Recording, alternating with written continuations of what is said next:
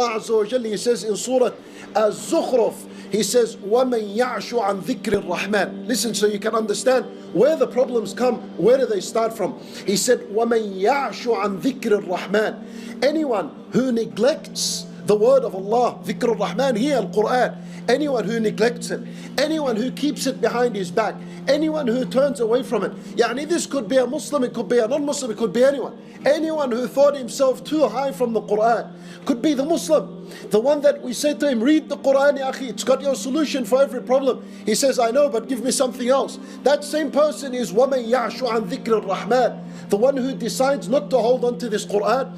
If you did not hold on to that, Allah Azza wa Jalla, He says, نُقَيِّضْ لَهُ الشَّيْطَانِ فَهُوَ لَهُ قَرِينٌ. نُقَيِّض, we're going to appoint a shaitan for him. And that shaitan is going to be له قرين, is going to be his best friend.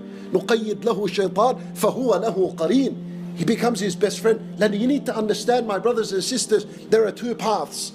Either the path of dhikr al-Rahman, the path of the Qur'an, and you choose to hold on to that for life, and you have a daily relationship with this Qur'an. And if not, the only other path that exists is the path of the shaitan, as Allah Azza wa Jal mentions in this ayah.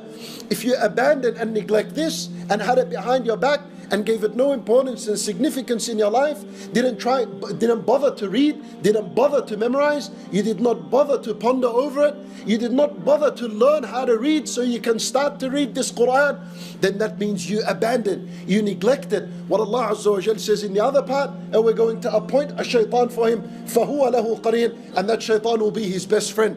وَإِنَّهُمْ لَيَصُدُّونَهُمْ عَنِ السَّبِيلِ, and that shaitan would keep misguiding him and diverting him from the correct path. And you know where the big worrying part is? This is the worrying part. وَيَحْسَبُونَ أَنَّهُمْ مُهْتَدُونَ, and those same people would assume they're guided. And they would have this feeling that now we're on the right path, we're walking correctly, and this is the worst disaster and calamity that could ever happen to anyone. He's misguided and he reckons and he assumes that he's guided. How does he do that? Abandon the Qur'an, and that is exactly what the result is.